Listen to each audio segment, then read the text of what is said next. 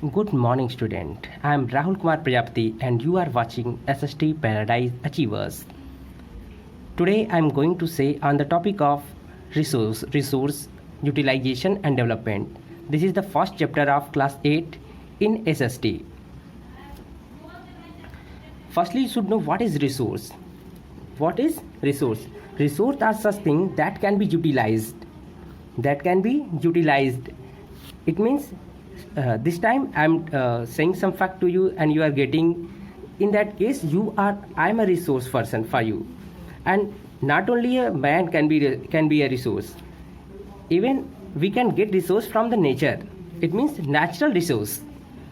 So a lot of things from the nature can be included in resource, just like land, air and water. So even human skill is also a resource, and river is also a resource. देखिए resource है क्या? ऐसी चीज़ें जो use की जा सकें, that is a part of resource. देखिए जैसे मैं आपको यहाँ पर कुछ समझा रहा हूँ, मैं अपने चैनल पर आपको कुछ समझा रहा हूँ, तो मैं इसमें रिसोर्स हो गया आपके लिए. अगर आप इससे कुछ ग्रहण कर रहे हो, कुछ जान रहे हो, तो ये क्या है? ये एक रिसोर्स है. अगर मेरी बातें आपको समझ में नहीं आ रही हैं तो इसका मतलब मैं आपके लिए एक रिसोर्स नहीं हूँ. Okay, so you should know what is resource. Second thing, utilisation of resource. देखिए ये ढेर सारे फैक्टर्स पे डिपेंड करता है. जैसे अवेलेबिलिटी ऑफ रिसोर्स. अगर जैसे कर्नाटक की कोलार खान में कोल है, तो ये कोल एक रिसोर्स है. तो ये कैसे यूज किया जाएगा? अगर किसी स्थान पर रिसोर्स होगा तो ही इसका यूज़ किया जा सकेगा. अगर यहाँ रिसोर्स ना हो कर्नाटक की कोलार खान में, तो कोई इसका यूज़ कैसे कर सकेगा? Next thing, skill. Human skill is very very important for the utilisation of this resource. अगर स्किल ही नहीं होगी तो चीज़ों को यूज ही नहीं किया जा सकता है. And after that, next fact is capital. Capital is very very important thing. If you want to do any work, if you want to get your work done by anyone, you have to spend some money. That money is a resource. Capital ही क्या है? एक resource है. Next thing, new technology. Do you know a lot of machines are available right now, and through machines we can do a lot of work within a moment. With a very less time you can do your work. देखिए पहले के समय में होता क्या था, आप agriculture field में ही देख लीजिए, तो ढेर सारी, हमारा देश जो है कृषि प्रधान देश है और ढेर सारा कृषि कार्य हाथों से होता था. जैसे सीकल वगैरह हमारे देश के लोग यूज करते थे, ठीक है, हमारे देश के किसान यूज करते थे. लेकिन आज के समय क्या है? हार्वेस्टर है और ढेर सारे ट्रैक्टर्स हैं, हार्वेस्टर हैं. इनकी हेल्प से हम बहुत सारी चीज़ों को यूटिलाइज कर सकते हैं. मैंने एक एग्जांपल कोल का दिया था कि कोल जो कर्नाटक की कोलार खान में जो कोल मिल रहा है, उसको मशीनों की सहायता से ही ना निकाला जाएगा, तो उसमें भी टेक्नोलॉजी का यूज होता है. अब देखिए जो कोल है उसको ट्रांसपोर्ट की ज़रूरत पड़ेगी, एक स्थान से दूसरे स्थान तक ले जाना है. We can use some means of transport and we have to communicate to someone. ठीक है, बिना कम्युनिकेशन के ये यूटिलाइजेशन हो ही नहीं सकता. ठीक है, तो ये भी एक रिसोर्स है. After that, water is the super resource. बिना वाटर के कुछ भी संभव नहीं है. कोई भी फैक्ट्री हो, डोमेस्टिक वर्क हो, सब में वाटर का यूज होता ही होता है. ठीक है, ये सारे फैक्टर्स जो है यूटिलाइजेशन ऑफ रिसोर्स में आएंगे. अब यहाँ दो चीज़ें जानना बहुत ज़रूरी है. You should no two types of things. First is developed country and second one is developing country. Like India and Pakistan, this is the developing country, and USA, France, Russia, China, these are the countries which are known as developed country, because it is not in the form of developing, it has developed.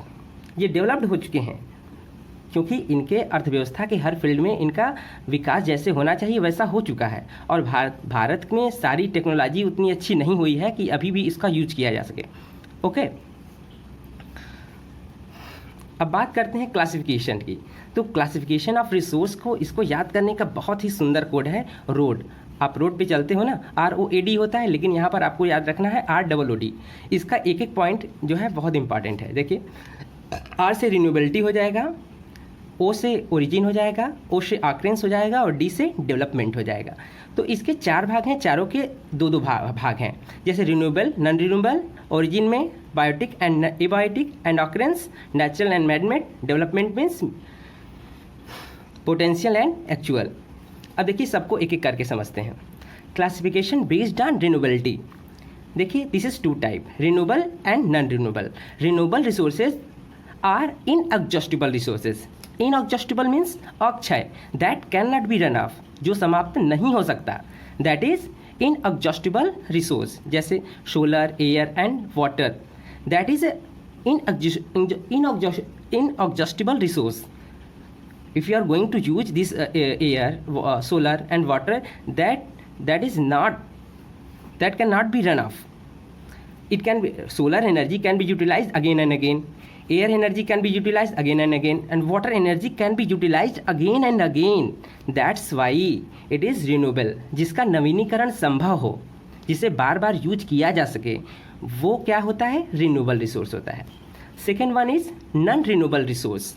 Non-renewable resource are known as exhaustible resource that can be run off, जो समाप्त हो सकता है। Just like कोल, petroleum, natural gas. देखिए petroleum एक बहुत जो है कीमती है पदार्थ है, और इसके द्वारा आपकी बाइक्स रन करती है और बहुत सारे जो है ऑटोमोबाइल्स रन करते हैं। लेकिन हमने देखा है बहुत सारे लोग छोटी छोटी दूरियों के लिए ही जो है इसका यूज करते हैं। हम इसके लिए साइकिल का भी यूज कर सकते हैं। Even you are going from here to market, from your home to market, you are using bikes, that is very bad. अगर हर आदमी अगर पैदल, अगर सोचिए कि अगर समय है तो अगर साइकिल का यूज करेगा तो हमारे देश का इकोनॉमी कितना अच्छा होगा। इवन जो लोग ऐसी बाइक का यूज करते हैं जो 1 किलोमीटर में ज़्यादा जाती है, जैसे हमने तो कुछ प्रिंसिपल्स को देखा है जो कि इस चीज़ को बहुत अच्छी तरह से यूज करते हैं। जैसे बजाज प्लेटिना की बाइक हो या कोई ऐसी बाइक हो जिसके माध्यम से आप कम समय में ज़्यादा दूरी तय कर लेते हैं। ये देखिए दूरदृष्टि की निशानी है, ठीक है, दूरदर्शी लोग ऐसा ही सोचते हैं, ठीक है। तो कोल, पेट्रोलियम और नेचुरल गैस जो है इसमें कैसा रिसोर्स है? That is renewable. Non renewable, that is non renewable, जिसको रिन्यू नहीं किया जा सकता, जिसका नवीनीकरण संभव न हो, that is non renewable resource. Okay, our next topic is classification based on origin. अब देखिए हम, it is also 2 types, biotic and abiotic. Biotic resources are included living beings. इसमें जो है लिविंग बींग्स इंक्लूड किए जाते हैं, just like birds, animals, fish, like that. Human is the best creature of God as well as this biotic resource. Human has a capacity to change this change this atmosphere. देखिए मानव जो है इस biotic resource का सबसे बड़ा प्राणी है और सबसे घातक भी है, ठीक है। तो इसमें वो क्षमता है कि सब कुछ बदल देता है। देखिए मैंने एक बार एक लोग जू देखने गए तो उसमें हर जगह अलग अलग चीज़ें दिखी थी, अलग अलग जानवर थे, ठीक है। तो उसके में एक जगह एक प्लेस था जिसमें सबको जाना अलाउ नहीं था, एक एक करके ही लोग उसमें जा सकते थे। तो उसमें जैसे ही वो व्यक्ति जो है जू के अंदर उस निश्चित प्लेस पर पहुंचा तो वहाँ एक चीज़ लिखी हुई थी कि आप जो है इस संसार के सबसे खतरनाक प्राणी को देख रहे हैं। जैसे ही वो वहाँ देखा तुरंत अचंभित हो गया और वो वहाँ से भाग आया। वो अपने चारों ओर देखा और वहाँ से भाग आया।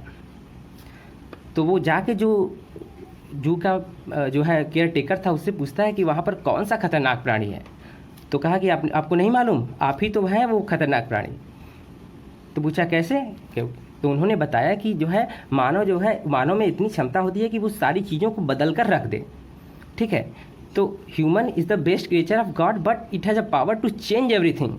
इसने सब कुछ बदल के रख दिया है, यहाँ तक कि पेड़ पौधों को भी काट करके वहाँ बहुत बड़े बड़े घर बना लिए हैं, ठीक है। Next is abiotic resource. Abiotic resource are included non living resource. Abiotic resource are non living resource like land, air, water. These are precious resource, but man is polluting this land, air and water. Next thing is classification based on occurrence. Occurrence means घटना होता है। देखिए this is it is two types, natural and man made. Natural resource are such resource that is created by the nature. There is no role of man. It can be included water, mineral and forest. Forest is the best resource for our earth. देखिए हर country में कम से कम 33% area पर water ये जो है forest होना ही होना चाहिए।